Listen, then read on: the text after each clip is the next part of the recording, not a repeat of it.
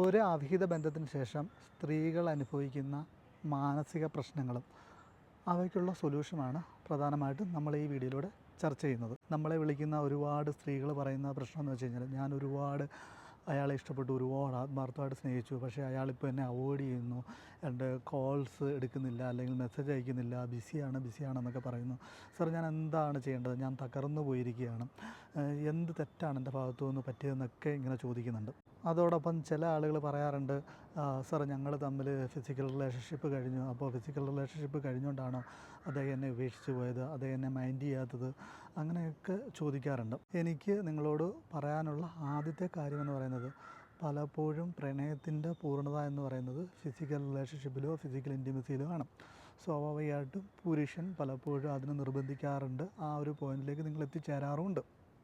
Okay, അതിനുശേഷം നിങ്ങളൊരു physical relationship, ഒരു ഫിസിക്കൽ ഇൻറ്റിമസി കഴിഞ്ഞ് കഴിഞ്ഞാൽ നിങ്ങൾ സ്വാഭാവികമായിട്ടും ഒരുപാട് അധികാര പ്രയോഗങ്ങളും ഒരുപാട് എൻ്റേതാക്കണമെന്നുള്ള ചിന്ത ഒക്കെ നിങ്ങൾക്കുണ്ടാവും, അത് മറ്റൊരാളുടെ ഭർത്താവാണെങ്കിൽ പോലും. അപ്പോൾ അയാളുടെ ഭാഗത്തുനിന്ന് ചിന്തിക്കുന്ന സമയത്ത് ഒരുപാട് പ്രശ്നങ്ങളുണ്ട്. അയാൾ നിങ്ങളുടെ റിലേഷൻഷിപ്പിലേക്ക് വരുന്നു, ആ റിലേഷൻഷിപ്പിലേക്ക് വന്നതിന് ശേഷം ഒരു പൂർണ്ണത എത്തുന്ന സമയത്ത് നമ്മൾ അയാൾക്ക് കൊടുക്കേണ്ടത് അയാളുടെ സ്പേസ് കൊടുക്കണം, അയാൾക്ക് ടൈം കൊടുക്കണം, അയാളുടെ തിരക്കുകളെ മാനിക്കണം. അയാളുടെ ലൈഫിലേക്ക് ഒരുപാട് ഇടിച്ചു കയറാൻ പാടില്ല എന്നുള്ളതാണ് നമ്മൾ ആദ്യമായിട്ട് ചെയ്യേണ്ടത്. ഇതിനകത്തിൽ നമ്മളൊരു ഫിസിക്കൽ ഇൻറ്റിമസി ഉണ്ടായി, അല്ലെങ്കിൽ ഫിസിക്കൽ റിലേഷൻഷിപ്പ് ഉണ്ടായതിനു ശേഷം അവരുടെ പുറകെ നടക്കുകയും അവരെ കൂടുതൽ ബുദ്ധിമുട്ടിക്കുകയും ചെയ്യുമ്പോൾ, അല്ലെങ്കിൽ അവരെ ശ്വാസം മുട്ടിക്കാൻ ചെയ്യുന്ന സമയത്ത്, അല്ലെങ്കിൽ ശ്വാസം മുട്ടിക്കുന്നതൊക്കെയാണ് ഫീൽ ചെയ്യുന്നത്. അതായത് നമ്മുടെ സ്നേഹമാണ് എക്സ്പ്രസ് ചെയ്യുന്നത്, പക്ഷേ അവർക്കൊരു ശ്വാസം മുട്ടലായിട്ട്, അവർക്കൊരു ബുദ്ധിമുട്ടായിട്ടൊക്കെയാണ് ഫീൽ ചെയ്യുന്നത്. അങ്ങനെയുള്ള സമയത്ത് അവർ ക്രമേണ ഈ റിലേഷൻഷിപ്പിൽ നിന്ന് പുറത്തേക്ക് പോകാൻ വേണ്ടി ശ്രമിക്കും. പിന്നീട് ഞാൻ കേട്ട കഥകളിൽ നിന്ന് എനിക്ക് മനസ്സിലായത്, അതായത് ഒരു സ്ത്രീയും പുരുഷനും തമ്മിൽ ഇങ്ങനെ ഒരു പ്രണയത്തിലാവുമ്പോൾ പലപ്പോഴും പുരുഷൻ പലപ്പോഴും ഒരു ഫിസിക്കൽ ഇൻറ്റിമസിക്ക് വേണ്ടി, ഫിസിക്കൽ റിലേഷൻഷിപ്പിന് വേണ്ടി നിർബന്ധിക്കുമ്പോൾ ഈ ലേഡി ഒരിക്കലും പ്രിപ്പയർ ആയിരിക്കത്തില്ല. അപ്പോൾ ആ സമയത്ത് ഇവർ സംവാദം കിട്ടുന്ന ടൈമിലോ അല്ല ഏതെങ്കിലും ആ സ്ത്രീ പലപ്പോഴും ഒരു പൂർണ്ണത എത്താത്ത സമയത്തിലായിരിക്കും ഒരു റിലേഷൻഷിപ്പ്, അല്ല ഫിസിക്കൽ റിലേഷൻഷിപ്പ്, അല്ല ഫിസിക്കൽ ഇൻറ്റിമസിയൊക്കെ മെയിൻറ്റെയിൻ ചെയ്യാൻ നോക്കുന്നത്. അപ്പോൾ ഇതിൻ്റെ ഒരു പൂർണ്ണത എന്ന് പറയുന്നത് പലപ്പോഴും കിട്ടാതെ വരികയും, അപ്പോൾ സ്വാഭാവികമായിട്ട് അതും ഒരു റീസൺ ആവാം. അതായത് നിങ്ങൾ കംഫർട്ടബിളായിട്ട് നിങ്ങൾ ഒരുപാട് യാത്രകൾ ചെയ്ത് നല്ലൊരു ഇൻറ്റിമസി ഒക്കെ ഉണ്ടായതിനു ശേഷമായിരിക്കണമല്ലോ ഒരു പക്ഷേ റിലേഷൻഷിപ്പിലേക്ക് വരുന്നത്.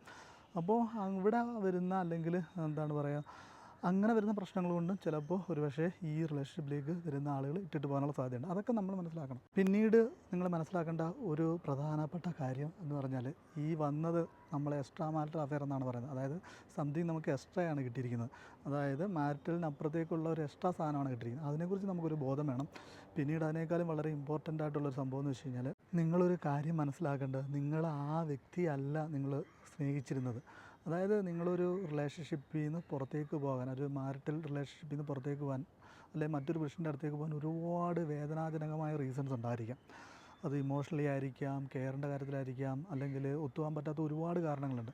അല്ലാതെ സിമ്പിളി അങ്ങനെ ഒരു സ്ത്രീയും അങ്ങനെ മറ്റൊരു പുരുഷൻ്റെ അടുത്തേക്ക് പോകത്തില്ല. അപ്പോൾ അങ്ങനെ മറ്റൊരു പുരുഷൻ്റെ അടുത്തേക്ക് പോകാൻ കാരണമായ ചില വോയിഡുകളുണ്ട് നമ്മുടെ ലൈഫിൽ.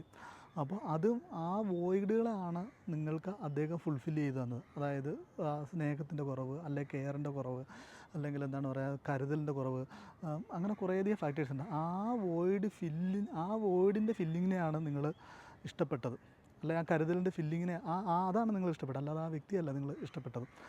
അപ്പോൾ അത് നിങ്ങൾ ആദ്യം മനസ്സിലാക്കണം.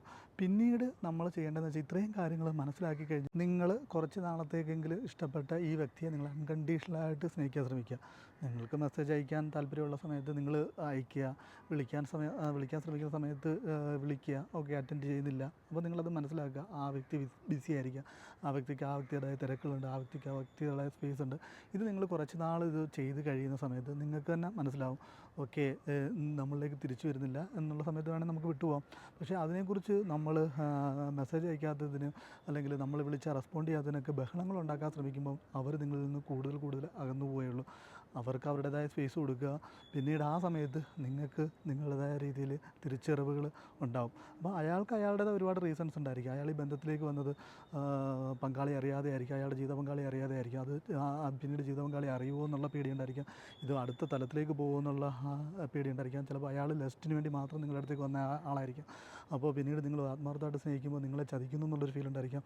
ഇങ്ങനെ ഒരു ആയിരക്കണക്കിന് പ്രശ്നങ്ങളായിരിക്കും അയാളുടെ ഭാഗത്തുണ്ടായിരിക്കുന്നത്. അതുകൊണ്ട് സ്ത്രീകൾ നമ്മൾ മനസ്സിലാക്കേണ്ടത് അയാൾ നമ്മുടെ ജീവിതത്തിലേക്ക് വന്ന് നമുക്ക് ഒരുപാട് പാഠങ്ങൾ പഠിപ്പിച്ചിട്ടുണ്ടായിരിക്കും. നമുക്ക് എന്താണ് പറയുക, കുറേ എക്സ്പീരിയൻസ് അയാൾ തന്നിട്ടുണ്ട്, അല്ലെങ്കിൽ കുറേ കാര്യങ്ങൾ നമുക്ക് പഠിപ്പിച്ച് തന്നിട്ടുണ്ടായിരിക്കും. അതിനൊക്കെ നന്ദി പറയുക. നമ്മളെ ഇഷ്ടപ്പെടുത്തു തുടങ്ങുക, നമ്മളെ സ്നേഹിച്ചു തുടങ്ങുക. അത് മാത്രമാണ് ഇതിനകത്ത് നിന്നൊക്കെ പുറത്ത് വരാൻ വേണ്ടിയുള്ള ഏക സൊല്യൂഷൻ. ഞാൻ എക്സ്ട്രാ മാരിറ്റൽ റിലേഷൻഷിപ്പിനെ കുറിച്ചൊരു ബുക്ക് എഴുതുന്നുണ്ട്.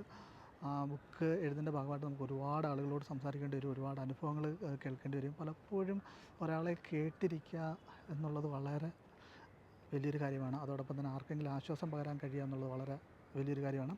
അപ്പോൾ അതിനകത്ത് നിന്ന് ഞാൻ കേട്ട കഥകളെല്ലാം കൂടെ ചേർത്തിട്ടായിരിക്കും പലപ്പോഴും അതിൻ്റെ കോമൺ ആയിട്ടുള്ള എലമെൻ്റ് എല്ലാം കൂടെ ചേർത്തിട്ടായിരിക്കും ഞാനൊരു ബുക്ക് എഴുതുന്നത്.